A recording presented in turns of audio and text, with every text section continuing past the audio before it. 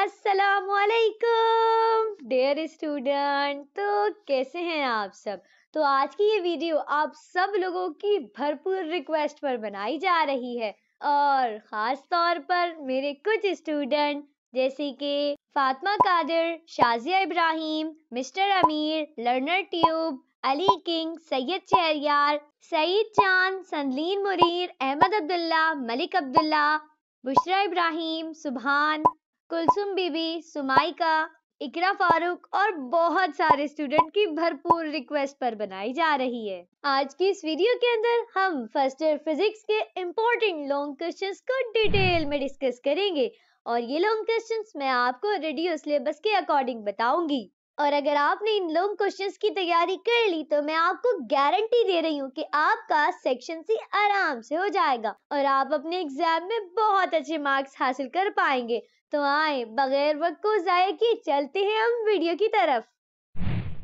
तो ये है आपके पास फर्स्ट ईयर फिजिक्स का टारगेट पेपर जो कि 2025 के लिए, ठीक है। तो फिलहाल तो इस टारगेट पेपर के अंदर मैंने सिर्फ और सिर्फ लॉन्ग क्वेश्चंस को रखा है, यानी कि आपके पास सेक्शन सी के अंदर जो लॉन्ग क्वेश्चंस आएंगे फिलहाल तो इसके अंदर वही है, ठीक है। और इसके अंदर मैंने आप लोगों की आसानी के लिए सिर्फ और सिर्फ उन्हीं लॉन्ग क्वेश्चंस को रखा है जिनके एग्जाम में आने के चांसेस बहुत बहुत ज्यादा हैं, ठीक है, ताकि आप लोग अपनी तैयारी को बहुत अच्छे तरीके से कर सकें, ठीक है। तो देखिए सबसे पहले तो मैं आपको पेपर पैटर्न के बारे में बताती हूँ ताकि आपको किसी किस्म का मसला ना हो। तो देखिए सबसे पहले तो फर्स्ट ईयर फिजिक्स का जो पेपर होता है वो टोटल 85 मार्क्स का होता है, ठीक है। बाकी 15 नंबर का आपका प्रैक्टिकल होगा जो कि आपके कॉलेज के अंदर होगा, ठीक है।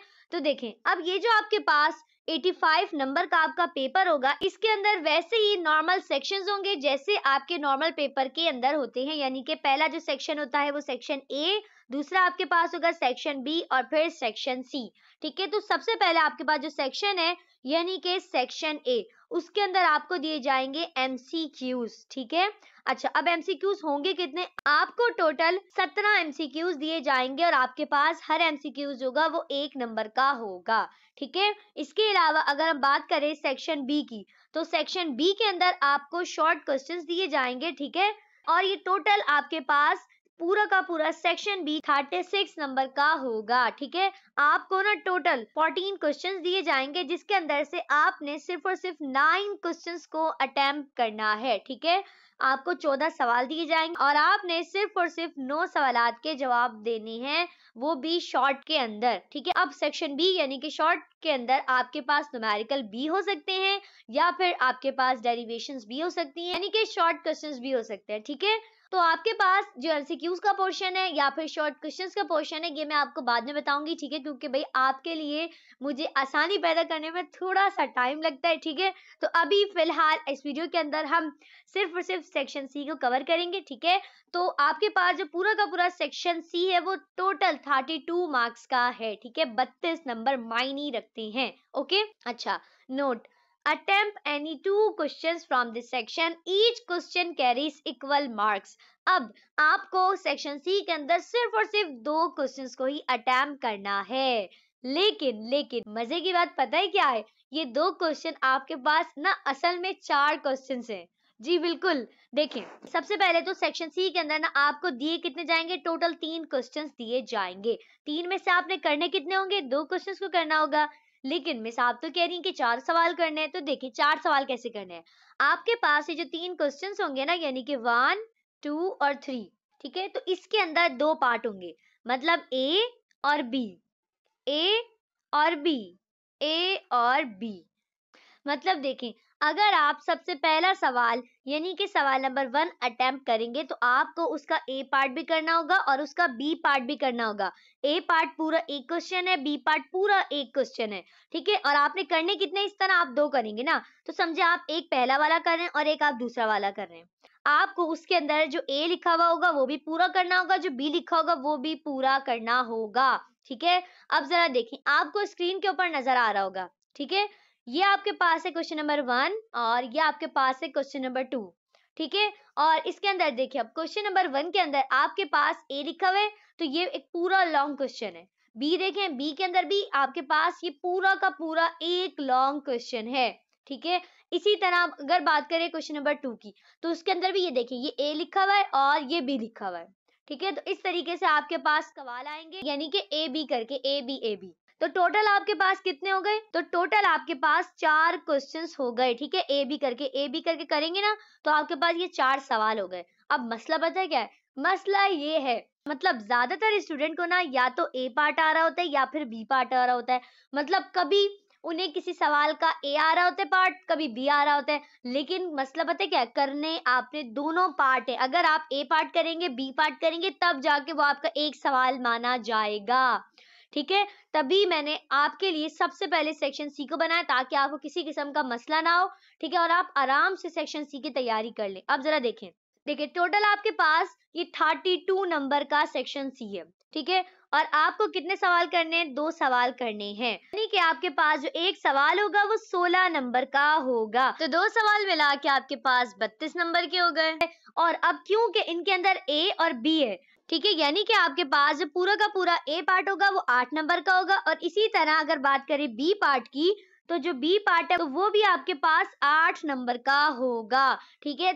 देखिए अगर हम बात करें ए और बी को मिलाकर, तो आपने टोटल 4 सवाल करने हैं, और आपके पास जो एक सवाल होगा वो होगा आपके पास 8 नंबर का, ठीक है। तो मायने रखते हैं 8 नंबर कि आप एक भी सवाल को नहीं छोड़ सकते हैं। देखें अक्सर बच्चे ना ऐसी गलती करते हैं कि उन्हें ना जो सवाल नंबर 1 होता है उसका समझे ए पार्ट आ रहा है, ठीक है, और ना समझे सवाल नंबर जो उनका 2 है ना वो पूरा आ रहा है, ठीक है। तो उन्होंने क्वेश्चन नंबर 2 का ए और बी दोनों कर लिया, तो उनका एक सवाल माना गया। अब मसला ये होता है, उन्हें 1 का ए आ रहा होता है और समझे उन्हें 3 का बी आ रहा है, तो वो एक सवाल यहाँ से कर लेते हैं, एक यहाँ से कर लेते हैं। तो देखिए ऐसा आपने नहीं करना है।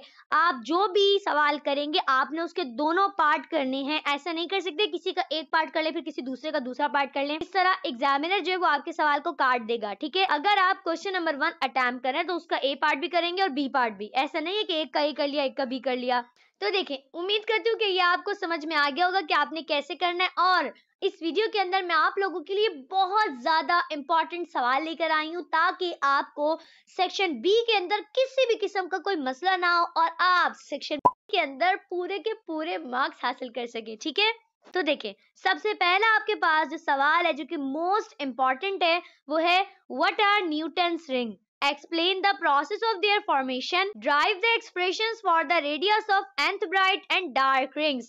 ये क्वेश्चंस आपके पास इंतहाई इंपॉर्टेंट है। और इसके साथ मैंने आपको और लिख के दिखाया है। या ये सेकंड क्वेश्चन जो आपके पास है, describe Young's double slit experiment, drive the formula for fringe spacing. तो देखें ये एक ही चैप्टर के क्वेश्चंस हैं, ठीक है। तो ये इंतहाई किस्म के इंपॉर्टेंट क्वेश्चन है। या तो आपको एग्जाम में ये पहला वाला देखने को मिलेगा, या तो आपको एग्जाम के अंदर ये दूसरा वाला देखने को मिलेगा। लेकिन आई एम 100% श्योर कि इन दोनों में से कोई एक क्वेश्चन तो आपको लाजमी देखने को मिलेगा, ठीक है। ऐसा नहीं हो सकता कि एग्जामिनर ये दोनों दे दे। मैं आपको पहले ही बता रही हूँ आपको इन दोनों में से कोई एक देखने को मिलेगा। तो अगर आपने इन 2 क्वेश्चंस की तैयारी कर ली तो आपका एक सवाल तो यहीं पर हो गया डन, ओके। अब जरा चलते हैं हम नेक्स्ट क्वेश्चंस की तरफ। तो देखिए आपके पास जो नेक्स्ट क्वेश्चन है वो है what is Doppler effect, drive mathematical expression for apparent frequency heard by listener when. अब इसके अंदर आपके पास कुछ केसेस हैं। तो ये टोटल आपके पास 4 केसेस है। तो आपने इन चारों के चारों केसेस की ही प्रैक्टिस करनी है। Listener moves toward stationary force, listener moves away from stationary force, source move toward stationary listener, source move away from the stationary listener. अच्छा एक और बात, एग्जामिनर कभी भी ना ये चारों केसेस आपको नहीं दे देगा, आपको ना इनमें से कोई 2 देगा करने के लिए, ठीक है। तो देखिए मैं आप लोगों के लिए इतनी ज्यादा इंफॉर्मेटिव हेल्पफुल वीडियो लेकर आ रही हूँ, लेकिन आप लोग लाइक और सब्सक्राइब तो करते ही नहीं है। तो देखिए सब कुछ छोड़े, सबसे पहले तो लाइक और सब्सक्राइब कर दें, और हाँ कमेंट में डन जरूर लिख दीजिएगा ताकि मुझे पता तो चले कौन कौन मेरी बात मान रहा है। लेकिन आपने इनकी तैयारी चारों की करके जानी है, ठीक है। और वैसे भी ये मुश्किल नहीं है, मतलब अगर आपको एक केस आ जाएगा तो दूसरा आप खुद कर लेंगे, इस तरह के केसेस हैं। लेकिन ये सवाल भी काफी ज्यादा इंपॉर्टेंट है, तो आपने इसकी बहुत अच्छे से तैयारी करके जानी है, ठीक है। मैं आपको पहले ही बता रही हूँ, मैंने ना इस टारगेट पेपर में एक्स्ट्रा क्वेश्चंस नहीं रखे हैं, ठीक है। मैंने सिर्फ मोस्ट इंपॉर्टेंट क्वेश्चंस को ही रखा है, ठीक है, बहुत ज्यादा भी नहीं रखे, ताकि आप आराम से सेक्शन सी की तैयारी कर लें। अब हमारे पास नेक्स्ट क्वेश्चन है जो कि है what is projectile, give assumption, drive the following expression for. ठीक है, तो ये भी आपके पास इंपॉर्टेंट क्वेश्चन है। इसके अंदर भी आपको कुछ एक्सप्रेशन को ड्राइव करना होता है। तो सबसे पहले आपके पास है maximum height of projectile, second आपके पास है रेंज ऑफ प्रोजेक्टाइल, थर्ड आपके पास है time taken by projectile to reach the maximum height. तो देखिए इसके अंदर भी एग्जामिनर आपको तीनों की तीनों एक्सप्रेशन नहीं दे देगा, बल्कि तीनों में से कोई दो एक्सप्रेशन आपको एग्जाम के अंदर देगा। ठीक है, तो लेकिन ये भी है इंपॉर्टेंट क्वेश्चन ही, तो आपने इस पूरे के पूरे क्वेश्चंस की बहुत अच्छे तरीके से प्रैक्टिस करके जानी है।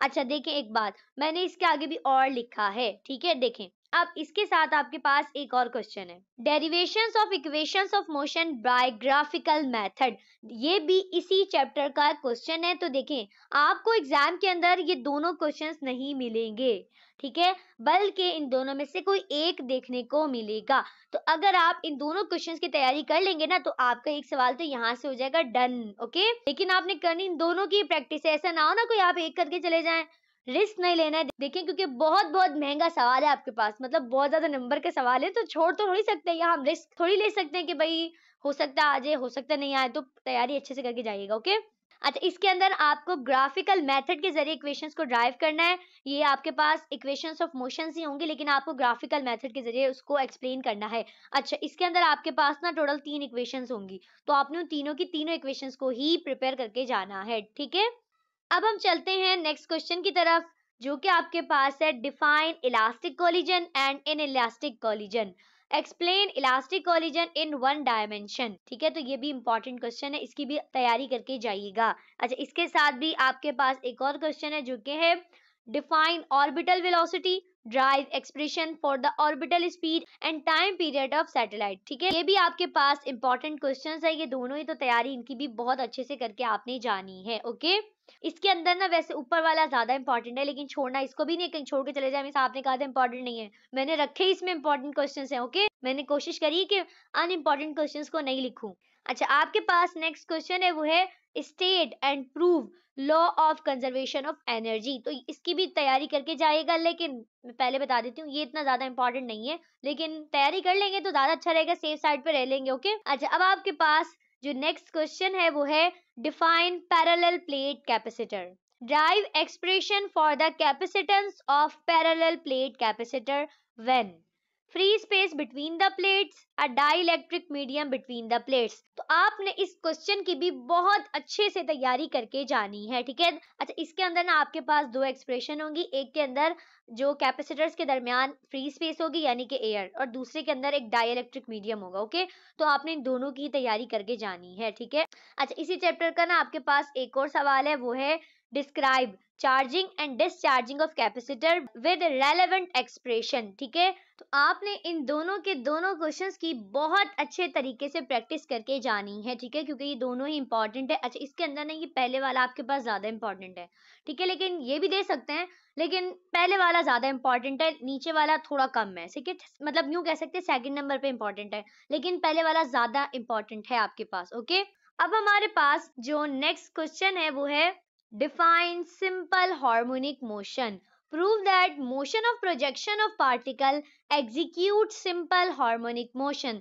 तो ये भी बहुत इंपॉर्टेंट क्वेश्चन है, बहुत अच्छे तरीके से तैयारी करके जाइएगा आप इसकी भी। ठीक है, इसके अलावा आपके पास जो नेक्स्ट क्वेश्चन है वो है describe addition of vectors by rectangular component method, also derive formula for magnitude of resultant vector and its direction।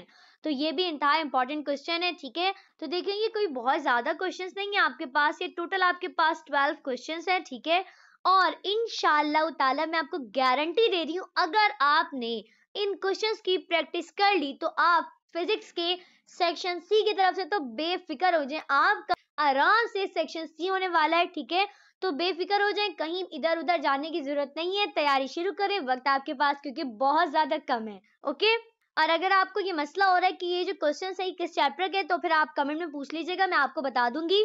और इसके अलावा अगर आपको कुछ पूछना हो तो फिर आप क्या करेंगे, कमेंट सेक्शन में पूछ लीजिएगा। उम्मीद करती हूँ कि वीडियो आप लोगों के लिए बहुत ज्यादा हेल्पफुल रही होगी। ठीक है, और अब हम मिलेंगे नेक्स्ट वीडियो में, तब तक के लिए अल्लाह हाफिज।